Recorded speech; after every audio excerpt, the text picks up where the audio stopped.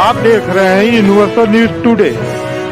राहुल जी, इस मुल्क ने, हिंदुस्तान ने गांधी जिसका नाम है उससे बड़े बड़े इम्तिहान लिए, बड़ी बड़ी कुर्बानियां ली हैं।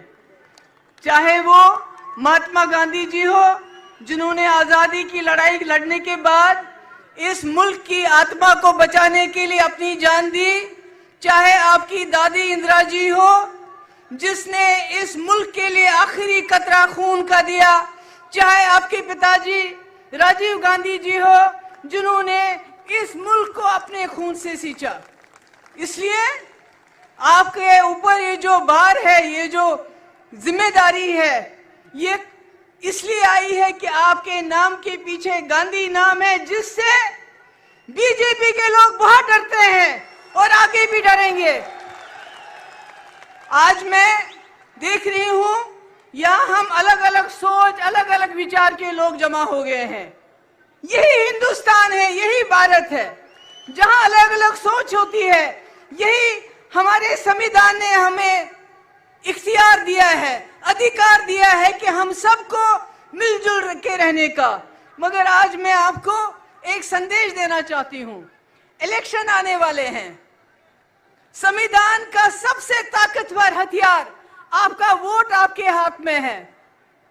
आपने एक वक्त था सबसे प्रिय प्रधानमंत्री जो मेरी नजर में थी, इंदिरा जी को, जिसने 10 साल की उम्र में आजादी की लड़ाई लड़ी, जिसने बांग्लादेश को आजाद किया, जिसने अपना आखिरी कतरा खून का इस भारत के लिए दिया, उसको भी अपने वोट से आपने बाहर कर दिया।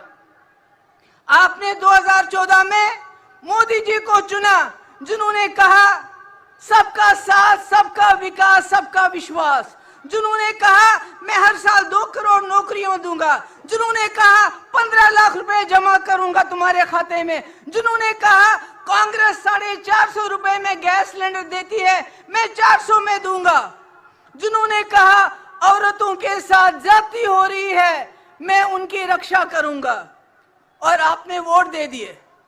मगर 2019 में उन्होंने कुछ भी ऐसा काम नहीं किया और पुलवामा के शहीदों के नाम वोट मांगे, उन शहीदों के नाम जिनके लिए सतपाल मलिक साहब कहते हैं कि उनको उनकी लापरवाही की वजह से शहीद होना पड़ा। आपने फिर वोट दिए, और आज 10 साल के बाद मोदी जी न 10 करोड़ नौकरियां, न 15 लाख जमा, न औरतों की सुरक्षा, न किसानों की डबल आयु, न एमएसपी, कुछ भी नहीं। मगर आप कहते हैं 400 पार।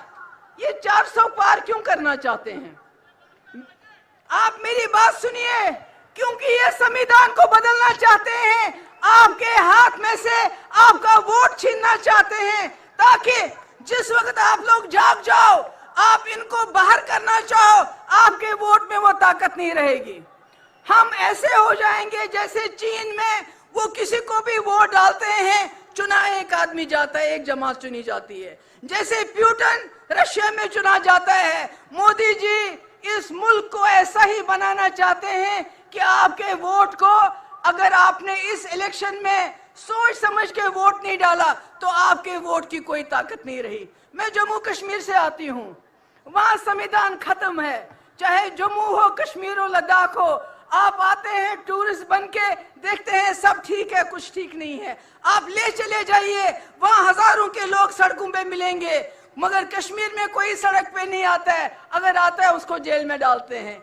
खुदा के लिए जो हाल हमारा है वो हाल आपका भी हो जाएगा अगर आप इस इलेक्शन में सोच समझ के वोट नहीं डालेंगे, संविधान को बचाने के लिए वोट नहीं डालेंगे, इंडिया अलायंस को सामने लाने के लिए वोट नहीं डालेंगे। राहुल जी की कुर्बानियां, इनके खानदान की, इनकी फैमिली की कुर्बानियां, अगर आप उनको बचाने के लिए वोट नहीं डालेंगे तो आप भी नहीं बचेंगे। मैं आप सबकी बहुत शुक्रगुजार हूं। मुझे बताया गया 5 मिनट में बात खत्म करनी है।